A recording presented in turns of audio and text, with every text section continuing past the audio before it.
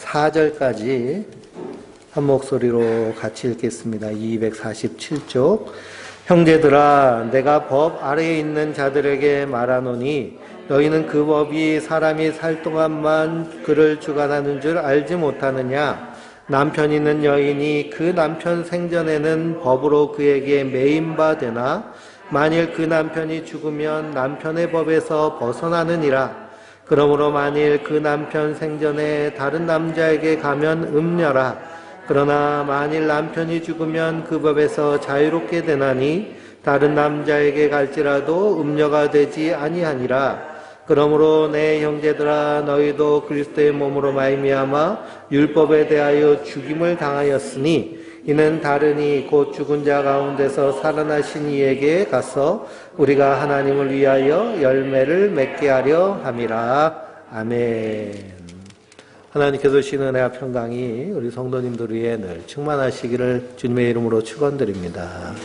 우리가 로마서 6장 말씀에서 사도 바울이 그럴 수 없느니라 라고 말합니다. 그럴 수 없느니라. 뭘 그럴 수 없어요?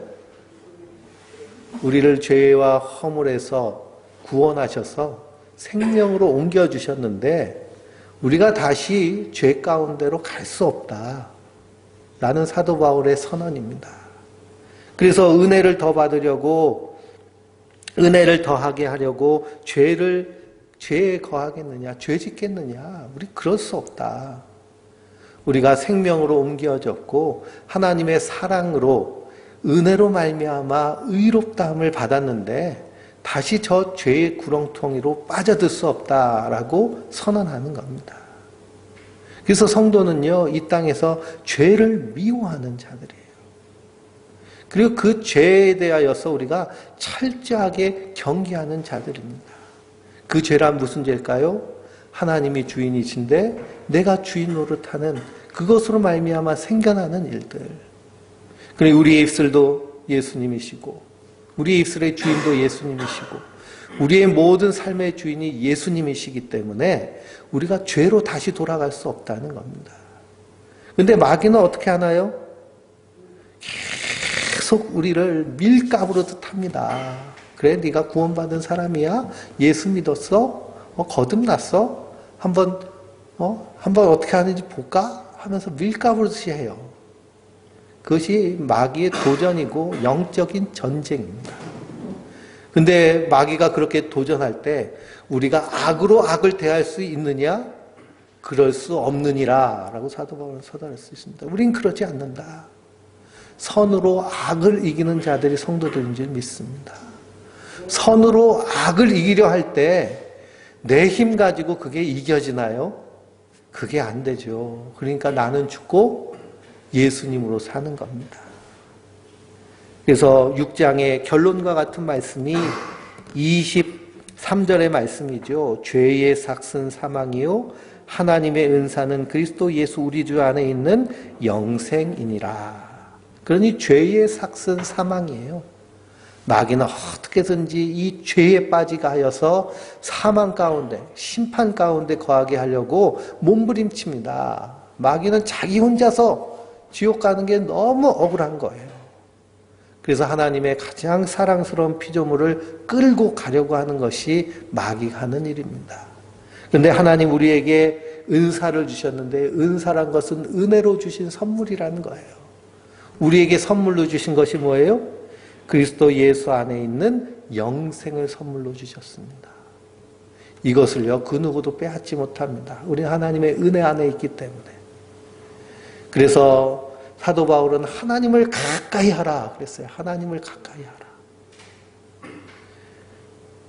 이 요한계시록에 보면 아시아의 7교회 중에 에베소 교회가 첫사랑을 잃어버렸잖아요. 왜 첫사랑을 잃어버렸느냐 하니까 이단자들과 싸우다 보니까 어떻게 해요? 선으로 악을 이겨야 되는데 악으로 악을 대하는 겁니다. 그러니 죄에 대해서 우리가 치열하게 싸울 때 야고보서에서는 뭐라고 책망하느냐? 죄에 대해서 피 흘리기까지 싸우지 않았다고 책망을 하거든요. 피 흘리기까지 예수님이 피 흘리신 것처럼 우리도 그렇게 피 흘리기까지 싸워야 되는데 그 영적인 전쟁 안에서도 하나님의 사랑이 충만한 그 사랑 안에서 우리가 싸워야 될 줄 믿습니다. 그렇지 않고 악으로 악을 대하다 보니까 첫사랑을 잃어버린 거예요. 사랑을 잃어버리니까 예수님 뭐라고 그러세요? 촛대를 옮기겠다고 하시잖아요. 얼마나 무서운 말씀인지 모릅니다. 이 세상이 얼마나 죄가 점점 심해지는지요. 그래서 막 물밀듯 지금 죄악들이 밀려오잖아요. 특히 한국교회의 큰 화두가 되는 동성애의 문제. 이게 그냥 전 문화라는 그런 파도를 타고 물밀듯이 밀려옵니다. 거기에 대해서 우리가 대항을 하는데, 그 죄를 미워하는데, 그것이 심해지면 혐오하고, 그리고 사람에 대해서 아주 미워하게 되는, 그래서 선으로 악을 이겨야 되는데 악으로 대하는 경우들이 많이 있습니다. 그러다 보면 결국 뭘 잃어버려요? 첫사랑을 잃어버리는 거예요. 그리고 우리가 뱀처럼 지혜롭고 비둘기처럼 순결하게 우리 안에서 복음을 증거하며 이 어두운 세상을 믿음으로 잘 이겨나가야 될 줄 믿습니다. 왜 그러냐? 우리에게 주신 선물이 뭐예요? 영원한 하나님 나라를 약속하여 주셨기 때문입니다. 그렇기 때문에 오늘 7장 말씀을 보면 우리가 이제는 율법에 대해서 죽은 자임을 선언하라고 사도 바울은 우리에게 권면하고 있는 말씀이 7장의 말씀입니다. 그래서 이 율법을 남편으로 비유하고 있어요. 그래서 이 사도 바울 당시에는 남녀가 대등했던 시대가 아니에요. 그래서 여자가 결혼을 하면 그 가정의 법에 따라, 그 남편의 법에 따라 살아야 되는 것이 고대 사회였어요. 사실 고대 사회까지 안 가고 불과 몇십 년 전만 해도 집안의 어른이 뭐라고 하면 그게 법인 세상이었잖아요. 그러니 우리가 이 땅에 살면서 율법이라는 남편과 함께 살 때에는 그 율법에 매여 있는 삶을 삽니다. 근데 율법에 대해서 죽으면 이제는 어떤 사람이 돼요? 자유한, 해방된 사람이 되는 거예요. 그래서 1절부터 4절까지 쭉 읽어보면 율법, 그래서 남편이 죽으면 그 여인은 그 남편에 대해서 해방된 것처럼, 그래서 4절 말씀을 읽었고요. 앞부분에 내 형제들아 너희도 그리스도의 몸으로 말미암아 율법에 대하여 무엇을 당했다고 그래요? 죽임을 당하였으니 라고 말하고 있습니다. 4절 말씀에. 그래서 예수님은 율법을 이 땅에서 어떻게 하러 오셨어요? 완성하러 오셨어요. 죽이러 오신 분이 아니에요. 그래서 7장 1절에서 4절 말씀을 보면 율법이 죽었다는 것이 아니라 누가 죽었다는 거예요? 율법과 결혼했던 우리가 죽었다는 거예요. 누구와 함께? 예수님과 함께. 예수님이 율법의 요구를 다 이루시고 그래서 십자가에서 다 이루었다 하셨잖아요. 그리고 죽으셨어요. 우리는 그 예수님과 어떻게 한 자예요? 연합한 자예요. 예수님이 나예요. 내가 예수님이고. 그래서 예수님이 요한복음 17장의 대제사장의 기도에서 아버지가 내 안에 아버지가 계신 것 같이 아버지가 나에게 주신 사람들도 내 안에 있게 하시고 나도 그들 안에 있게 하옵소서 하고 이렇게 기도하세요. 그건 누구의 기도예요? 예수님의 기도예요. 누구의 믿음이에요? 예수님의 믿음이에요.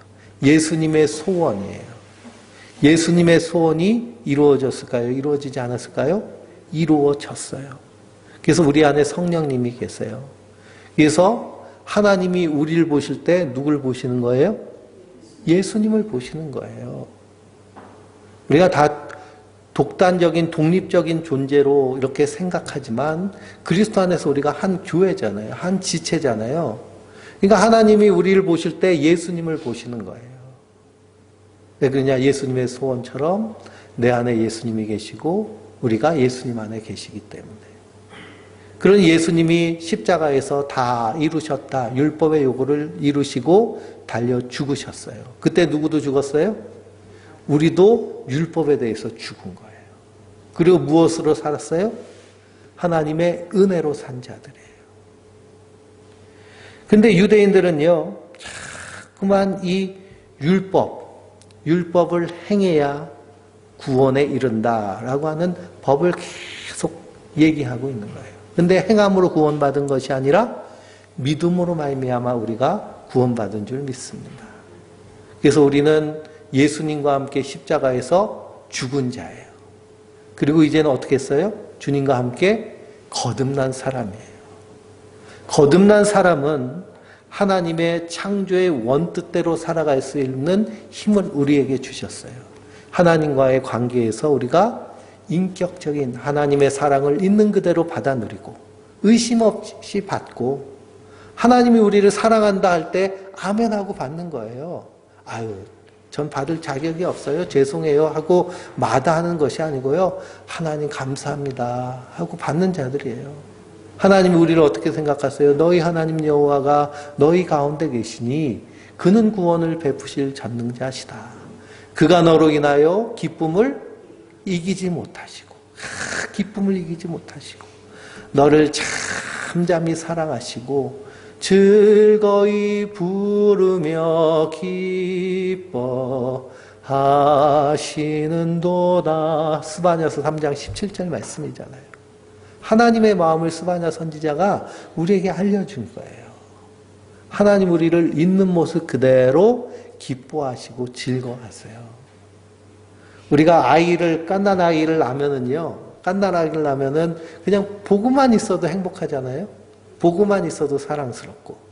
제가 영종도에서 목회를 할 때 저희 큰 애가 태어났어요. 큰 애가 태어났는데 그해 겨울에 눈이 얼마나 많이 왔는지요.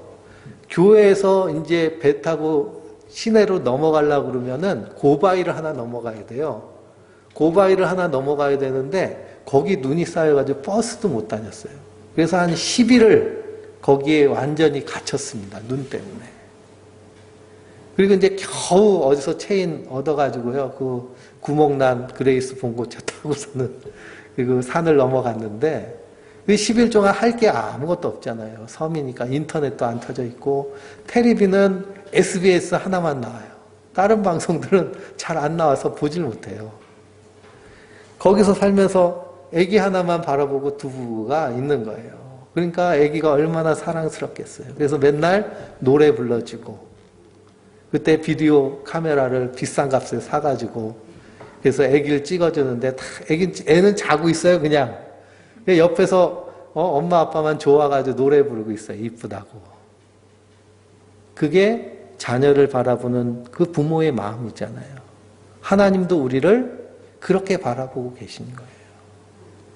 우리가 뭐 특별히 착하고 잘나고 훌륭해서가 아니라 하나님의 자녀니까 있는 모습 그대로 사랑하시는 거예요. 있는 모습 그대로 기뻐하시는 거예요. 세상은 그렇지 않잖아요. 비교하고 판단해가지고 나에게 도움될 것 같으면 알랑방구 끼고 별 볼 일 없으면 그냥 시큰둥하고. 제가 뭐 지방 서기를 맡고 있는데요.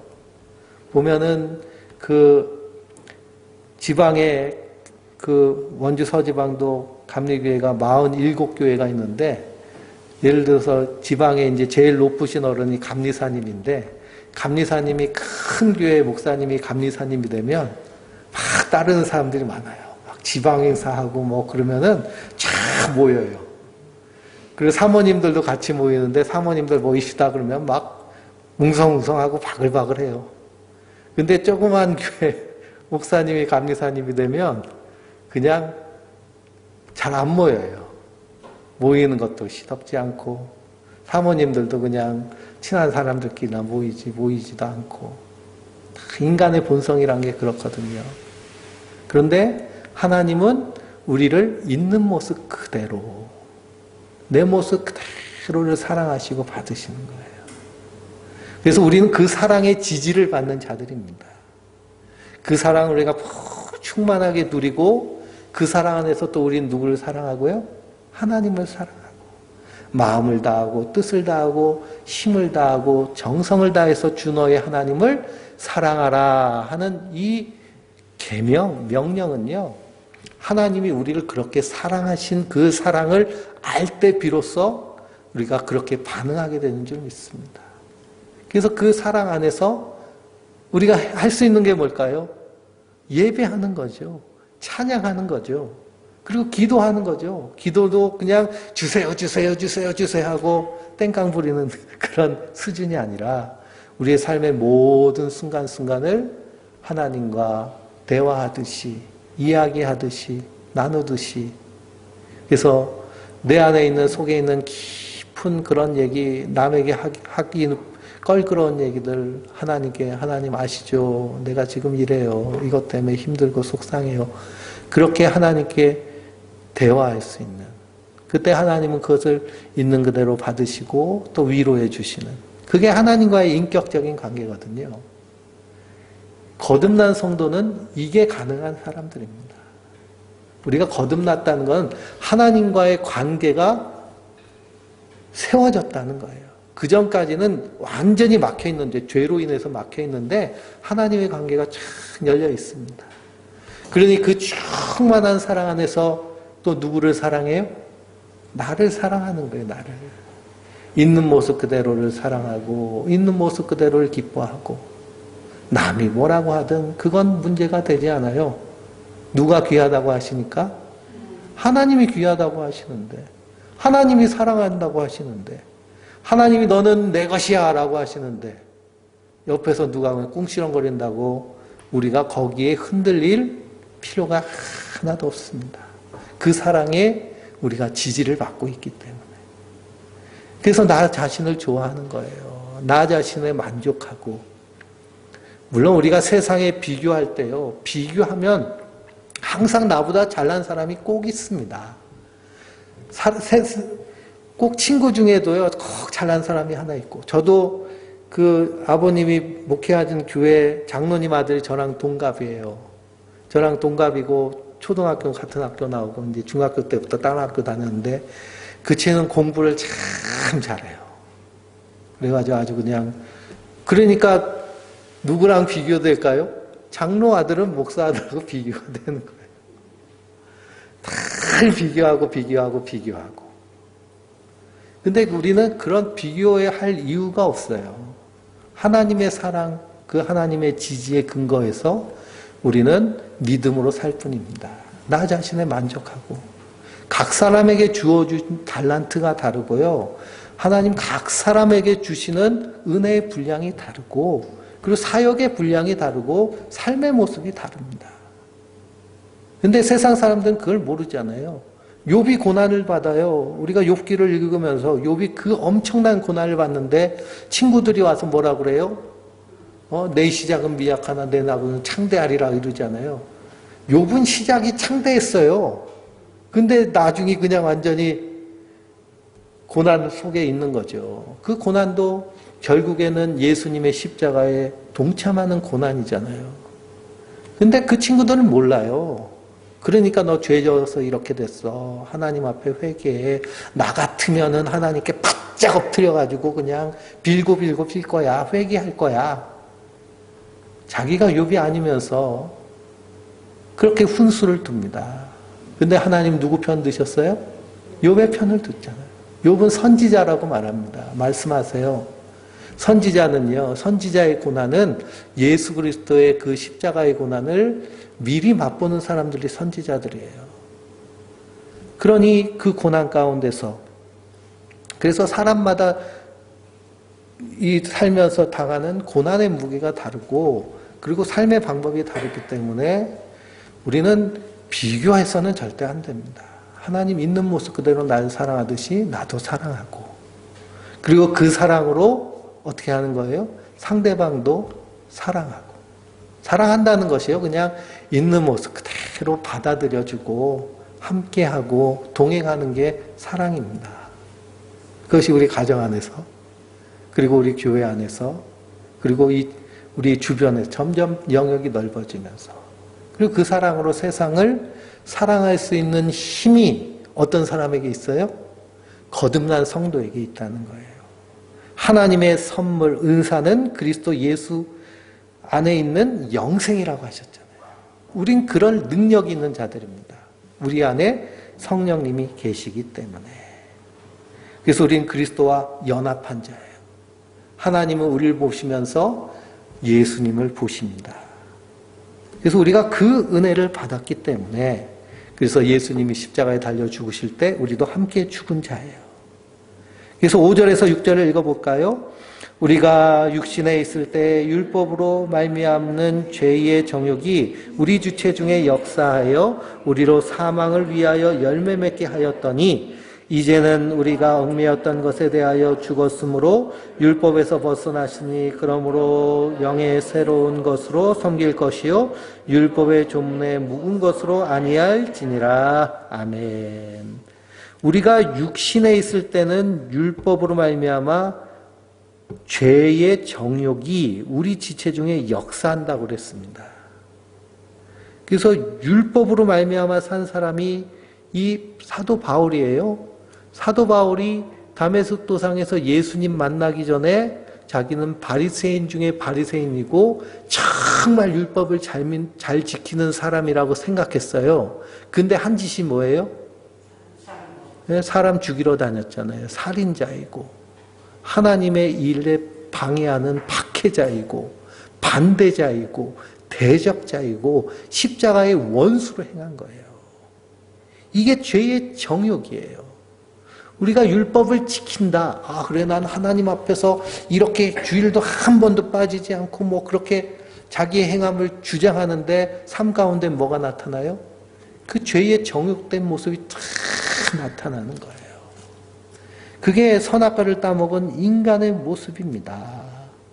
그런데 죄의 정욕은 하지 말라고 하면 더 하고 싶은 것이 죄의 정욕인 거예요.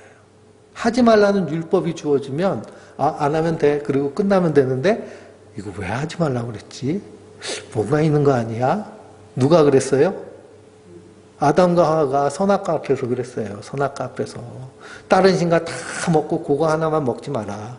그러면 에덴 동산에 수만, 수천, 수억 열매들이 맺혀 있는데 아담과 하와는 뭐 하나에 집중을 해요? 선악과 하나에 집중을 하는 거예요. 그러니까 마귀가 와가지고 야, 하나님이 동산의 실과 다 먹지 말래? 너 왜 여기 맨날 얼쩡거려? 그러는 거예요. 그러니까 마음이 또 불쾌하죠. 다 먹으라고 하고 이것만 먹지 말라고 했는데 마귀가 다 먹지 말래? 그랬더니 또 아담과 하와가 그건 아닌데 그건 아닌데 이걸 먹으면 죽을 거라고 그러신 것 같아.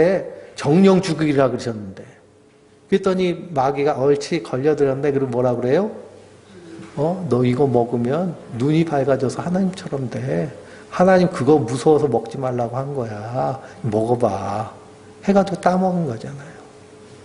그래 율법의 정욕은 뭐냐? 하지 말라고 이렇게 율법이 주어지면 점점 하고 싶은 것이 죄의 정욕입니다. 이 죄의 정욕 가운데 살고 있는 것이 이 세상 모든 사람의 인생의 모습이에요. 그래서 하지 말라고 하면 더 하는 거예요. 그 애들도요, 하지마 그러면 어떻게 해요? 더 해요. 차라리 냅두는 게 낫죠. 하든지 말든지. 그런 교육 방법을 쓰는 데가 저기 네덜란드입니다. 네덜란드에서는 애들이 마약을 해도 냅둬요. 예? 그리고 뭐 동성연애를 해도 냅두고 별짓을 해도 다 냅둬요. 지가 알아서 깨달으라고. 하지 말라고 하면 더 하니까. 근데 냅두니까 또 어떻게 해요? 냅두니까 왜 우리를 냅둬가지고 이 고생을 시키냐고 또 항의를 합니다. 그러니 이러지도 저러지도 못하는 것이 죄의 정욕의 모습입니다. 그런데 6절에 뭐라 그래요? 이제는 우리가 얽매였던 것에 대하여 죽었으므로. 어디에서 죽었어요? 율법에 대해서 예수님과 죽었잖아요. 그러니까 우리를 얽매이는 것이 있어요? 없어요? 없습니다. 그래서 이제 죄의 정욕이 우리 안에서 역사하지 않는 거예요. 그래서 영의 새로운 것으로 섬기는 자가 성도들인지 믿습니다. 하나님의 영의 새로운 것이 뭐예요? 하나님 우리에게 계명 하나만 주셨잖아요. 너에게 새 계명을 주노니 서로 사랑하라. 그래서 그리스도의 복음 안에서 우리는 은혜로 사는 자고 은혜로 행하는 자이고 은혜로 모든 것이 하나님의 은혜로. 그래서 우리가 찬송도 어떻게 해요? 하나님의 은혜로 있을 데 없는 자. 다 하나님의 은혜로 된 줄 믿습니다.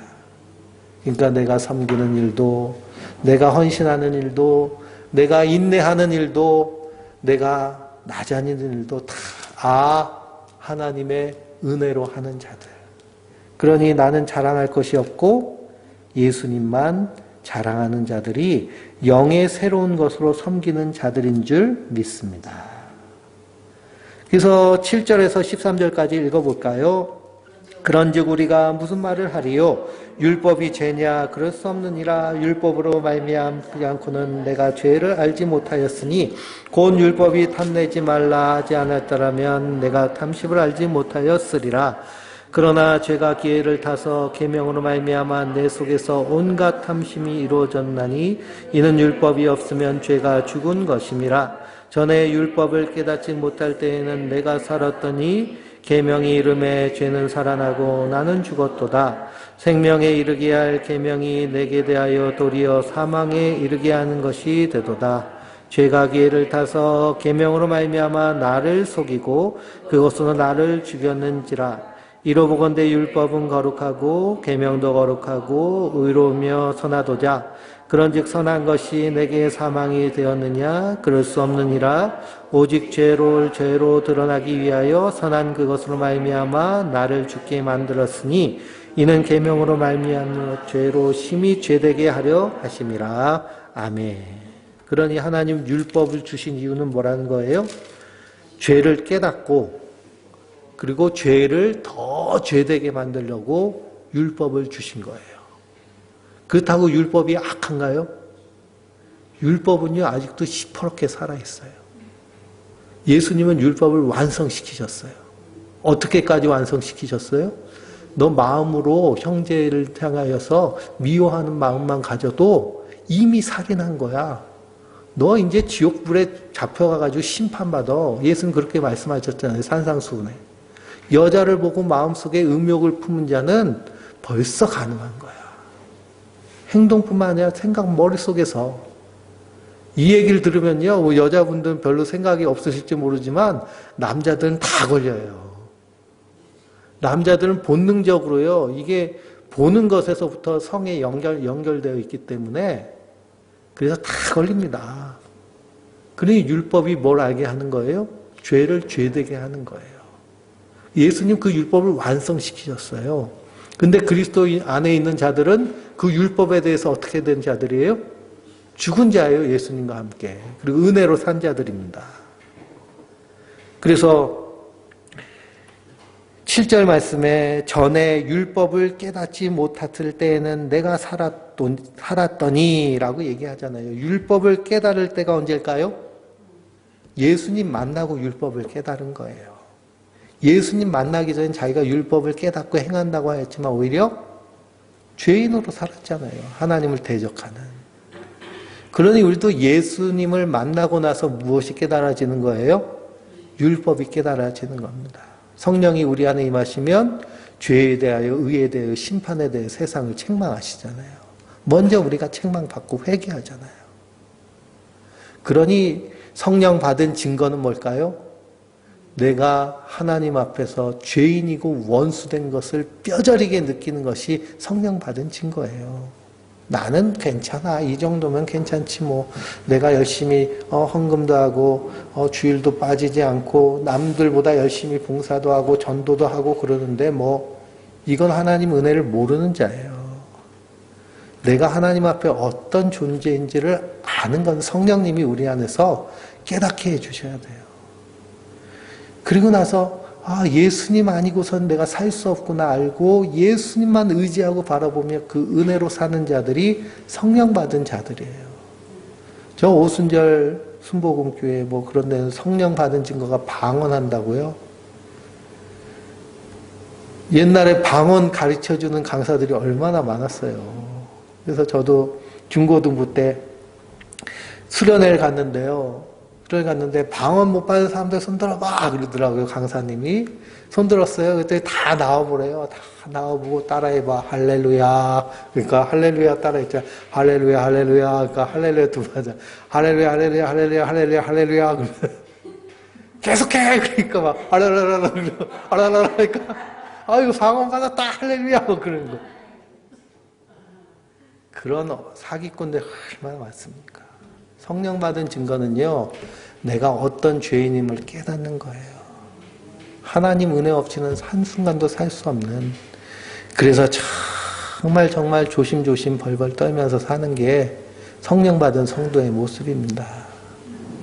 그러니 우리가 저 사람 정말 거듭난 크리스찬인가? 진정한 크리스찬인가? 무엇을 통해 알 수 있을까요?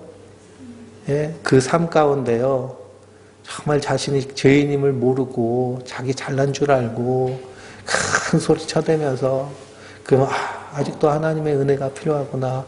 그 영혼을 불쌍히 여기고 우리가 주님 성령께서 깨닫게 해주세요 하고 기도해야 됩니다. 불쌍한 거예요. 하나님의 은혜를 모르니까. 그러니까 율법이 아직도 남편 노릇하니까요. 얼마나 죄가 더 커지는 거죠. 그래서 율법은 죄를 깨닫게 합니다. 그래서 14절부터 21절까지 읽어볼까요? 우리가 율법은 신령한 줄 알거니와 나는 육신에 속하여 죄 아래 팔렸도다. 내가 행하는 것을 내가 알지 못하니 곧 내가 원하는 것은 행하지 아니하고 도리어 미워하는 것을 행한 것이다. 만일 내가 원하지 아니하는 그것을 행하면 내가 이로써 율법에 선한 것을 신인하노니 이제는 그것을 행하는 자가 내가 아니요 내 속에 거하는 죄니라. 내 속 곧 내 육신에 선한 것을 거하지 않은 줄 아노니 원함은 내게 있으나 선을 행하는 것은 없도다. 내가 원하는 바 선을 행하지 아니하고도 도리어 원하지 아니한 바 악을 행하는도다. 만일 내가 원하지 아니한 그것을 하면 이를 행하는 자는 내가 아니요 내 속에 거하는 죄니라. 그러므로 내가 한 법을 깨달았노니 곧 선히 행하기 원하는 나에게 악을 함께 있는 것이로다. 내 속사람으로는 하나님의 법을 즐거워하되 내 지체 속에서 다른 한 법이 내 마음의 법과 싸워 내 지체 속에 있는 죄의 법으로 나를 사로잡은 것을 보는도다. 오호라 나는 공고한 사람이로다. 이 사망의 몸에서 누가 나를 건져내랴. 우리 주 예수 그리스도로 말미암아 하나님께 감사하리로다. 그런즉 내 자신이 마음으로는 하나님의 법을 육시로는 죄의 법을 섬기노라. 아멘. 여기 우리가 잘 아는 말씀이 24절의 말씀이죠. 오호라 나는 곤고한 사람이로다. 곤고한 사람이로다 라고 하면 좀 임팩트가 약한데요. 새번역 성경은 뭐라 그러냐. 나는 비참한 사람입니다 라고 얘기해요. 비참한 사람. 율법 아래 있는 인생은요. 어떤 인생이에요? 비참한 인생이에요. 율법을 행한다고 행하는데 그 율법을 행하면서 뭐가 올라와요? 죄의 정욕이 올라오는 거예요. 그러니 죄가 더 도드라지고 드러나는 겁니다. 유대인들만 율법이 있다라고 생각하시면 안 돼요. 전 세계 인류의 도덕, 사회, 관습에 대한 모든 법률 체계는요. 독일 법률 체제를 따라왔어요. 우리나라 법 체계도 독일 헌법 체계를 가져왔어요. 그래서 독일법이 가장 근대화된 이게 법률 체계거든요. 그 전에 왕정 체계에서는 법이란 게 뭐 특별히 없고요. 뭐가 법이었어요? 왕이 말하는 게 법이고요. 그리고 영주가 말하는 게 법입니다. 그게 법이에요. 근데 이제 법 체계가 들어왔어요. 그 법 체계를 어디서부터 따왔느냐 하면은 이 구약 성경에 있는 10계명의 율법 체계를 가지고 그 모든 법들이 시작됐어요. 그러니까 대한민국 법도요. 어느 법 안에 들어있는 거예요? 율법 안에 들어있는 거예요. 율법 안에. 그러니까 지금 현대사회의 모든 법률 체계 안에 있는 국가 체계 안에 있는 사람들은 율법 아래 있다라고 봐도 돼요. 왜냐하면 율법의 내용들이 거의 국가의 법과 일치하기 때문에 그렇죠. 거기서 따온 거기 때문에 그래요. 그래서 이 법 아래 있을 때는 우리가 비참한 사람입니다. 날마다 죄가 드러나기 때문에. 근데 우리는 이제 어떤 사람이에요? 율법에 대해서 죽은 자예요. 예수님과 함께 죽은 자예요. 그래서 25절 말씀에 우리 주 예수 그리스도로 말미암아 하나님께 감사하리로다. 왜냐? 예수님과 함께 나는 죽고 나는 살았기 때문에. 그래서 이 율법의 비참함 아래 있지 아니하고 하나님의 복음의 은혜 안에 있는 자들이 성도들입니다. 근데도 우리 육신은 연약하여서 뭐가 자꾸 올라와요? 죄가 자꾸 올라옵니다. 그래서 이 영적인 전쟁을 하는 것이 날마다 성도의 영적 전쟁입니다. 영적 전쟁에서 우리에게 주신 무기가 뭐예요? 성령의 검, 하나님의 전신갑주를 입으라 라고 할 때 머리부터 발끝까지 뭐로 다 싸매고 복음으로 싸매고 성령의 검 곧 하나님의 말씀을 가지라. 성령의 검이라고 그러니까 그냥 풀 그러면서 막 소리치면 이게 성령이 임하는지 알고요. 그게 성령의 검이 아니라 하나님의 말씀이 성령의 검이에요. 성령 충만은 무슨 충만이요? 말씀 충만. 말씀 충만이 성령 충만. 말씀 충만하는 건 내가 말씀을 줄줄줄줄 다 외우고 있다는 것이 아니라 말씀 하나하나가 내 삶 가운데서 살아내지는 모습. 그래서 우린 육체 가운데 있지만 하나님 나라를 약속받은 자들입니다. 우리의 육체의 장막이 무너지면 주님께서 썩지 아니할 새 옷을 입혀주시고 하나님 나라에 거할 것인데, 그러므로 우리가 그때까지 육신 가운데 있으니까, 육신에 갇혀 있으니까 결국에는 죄의 법을 섬기지 않느냐, 그러니까 죄 지면서 살자라고 할 수 없느니라 라는 것이 6장 7장의 결론입니다. 그럴 수 없느니라. 우린 죄에 질 수 없고요, 죄의 이런 정욕에 질 수 없는 자들입니다.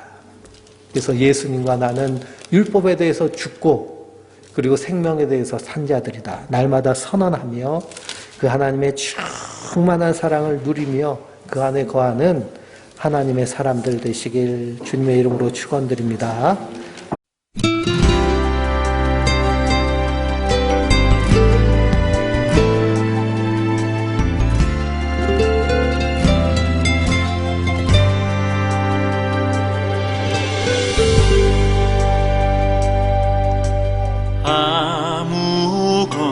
아무것도 두려워 말라. 주 나의 하나님이 지켜주시네. 놀라지 마라. 겁내지 마라. 주님 나를 지켜주시네.